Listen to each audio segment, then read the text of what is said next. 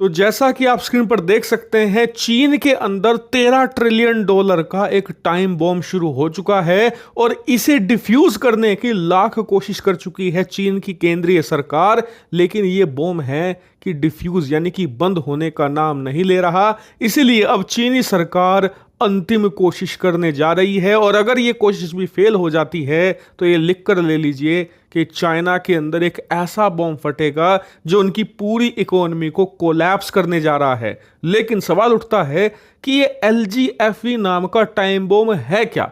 चलिए मैं आपको विस्तार से बताता हूं। दरअसल आपने अक्सर सुना होगा कि चीन ने पिछले 24 सालों में अपनी अर्थव्यवस्था को आर्टिफिशियल तरीके से बढ़ाया है, यानी कि दुनिया को दिखाने के लिए अपनी अर्थव्यवस्था को अलग अलग हथकंडे अपनाकर बढ़ाया है। सही तरीके नहीं अपनाए हैं, नंबर 2 के काम करके अपनी अर्थव्यवस्था को ये करीबन 19 ट्रिलियन डॉलर, जी हां 19 ट्रिलियन डॉलर तक ले गए हैं। लेकिन इसके पीछे है एक आर्टिफिशियल तरीका। क्या है वो तरीका? इसका नाम है LGFV यानी कि लोकल गवर्नमेंट फाइनेंशिंग व्हीकल। दरअसल चीनी सरकार की ये बहुत ही ज्यादा बड़ी स्कीम है और इसी के तहत इन्होंने ये 13 ट्रिलियन डॉलर का स्कैम कर डाला है अपने लोगों के साथ भी और दुनिया भर के तमाम उन निवेशकों के साथ भी जो चीनी सरकार पर भरोसा करके इनकी अर्थव्यवस्था में पैसा लगाते आए हैं। क्या है ये स्कैम? दरअसल चीन ने अपनी गवर्नमेंट के लिए ये LGFV व्हीकल तैयार किया है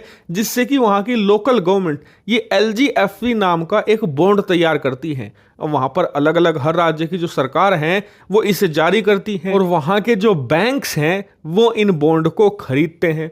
बैंकों को कहा जाता है कि आप बॉन्ड खरीदिए, उसके बदले आपको हम मोटा ब्याज देंगे। अब जो बैंक है वो कहां से पैसे लाएगा? वो आम लोगों से पैसा इकट्ठा करता है, उन्हें भी वो लालच देता है जबरदस्त ब्याज का। अब आम लोग अपनी जो जमा पूंजी है वो इन बैंकों को देना शुरू कर देते हैं कि कुछ सालों के बाद हमें अच्छे पैसे मिलेंगे, उसके ऊपर ब्याज मिलेगा बम्पर तरीके से, वो अलग।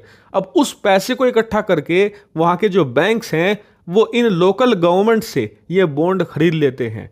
अब बॉन्ड खरीद लिए, लोकल गवर्नमेंट के पास अरबों डॉलर आ गए, तो वो क्या करेंगी?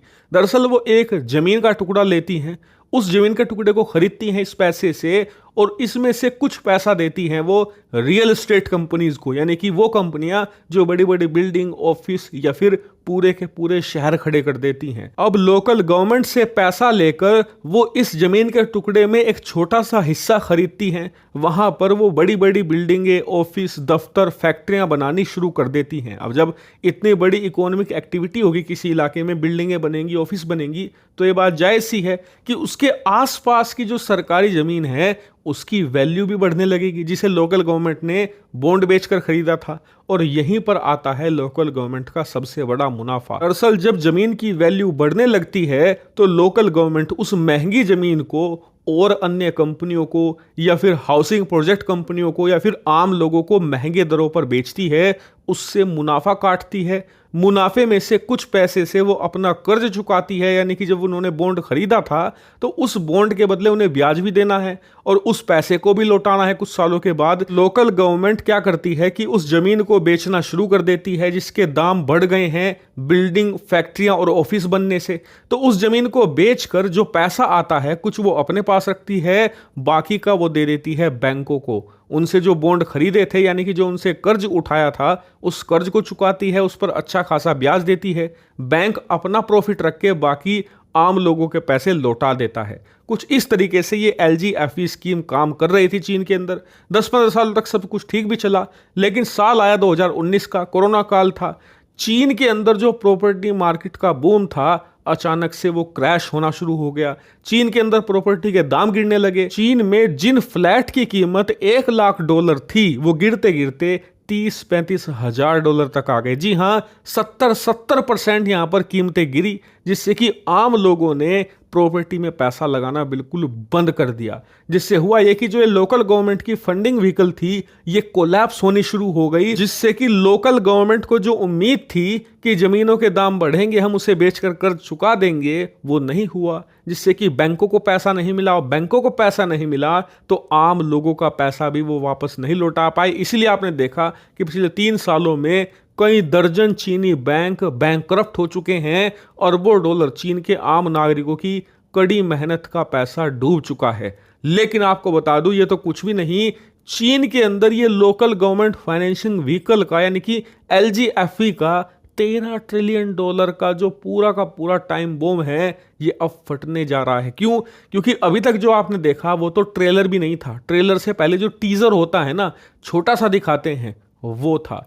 दरअसल रिपोर्ट निकलकर सामने आ रही है कि LGFV के तहत चीन के अंदर करीबन 13 ट्रिलियन डॉलर फंसे पड़े हैं लोगों के। चीन की जो राज्य सरकारें हैं वो पैसा लौटाने में असमर्थ हैं। रिपोर्ट्स निकलकर सामने आ रही हैं कि चीन की कई राज्यों की सरकारें तो बैंकरप्सी के कगार पर आ चुकी हैं। और आपको बता दूं कि चीन की सरकार ने अपने संविधान में यह संशोधन करके रखा हुआ है कि इस LGFV स्कीम के तहत जो भी पैसा होगा उसकी जिम्मेदार केंद्रीय सरकार नहीं होगी। यानी कि अगर आपका पैसा डूबता है LGFV के तहत, तो चीन की जो सेंट्रल गवर्नमेंट है वो कतई जिम्मेदारी नहीं लेगी। लेकिन पिछले कुछ सालों में इसका इतना भयंकर प्रभाव चीन की ओवरऑल इकोनॉमी पर पड़ रहा है कि अब चीन की सेंट्रल गवर्नमेंट संविधान संशोधन को तोड़कर अपनी इन राज्य सरकारों को यानी कि लोकल गवर्नमेंट्स को बेल आउट करने की तैयारी कर रही है। लेकिन इसमें इससे भी ज्यादा बड़ा रिस्क है। दरअसल रिस्क ये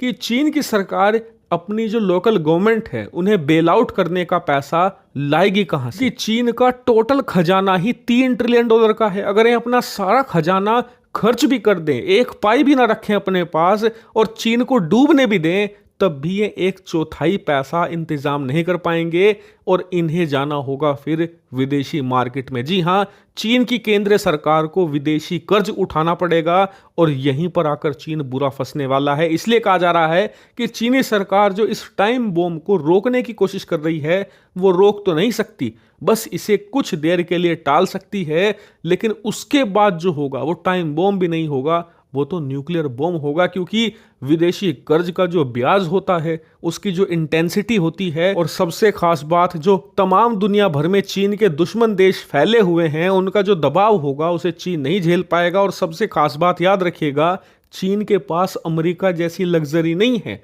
अमेरिका पर कर्ज भले ही 30-35 ट्रिलियन डॉलर का हो, लेकिन उनके पास एक ब्रह्मास्त्र है अमेरिकी डॉलर के नाम का। वो कुछ हद तक अपने कर्ज को कंट्रोल कर सकते हैं डॉलर को छाप कर, लेकिन चीन ऐसा कतई नहीं कर सकता। उसकी इकोनॉमी और उसकी जो करेंसी है युआन, वो इसे अलाउ नहीं करती। इसलिए देखने वाली बात होगी चीन अपने इस LGFV नाम के ब्रह्मास्त्र को उसी के खिलाफ नासूर बनने से कैसे रोकेगा।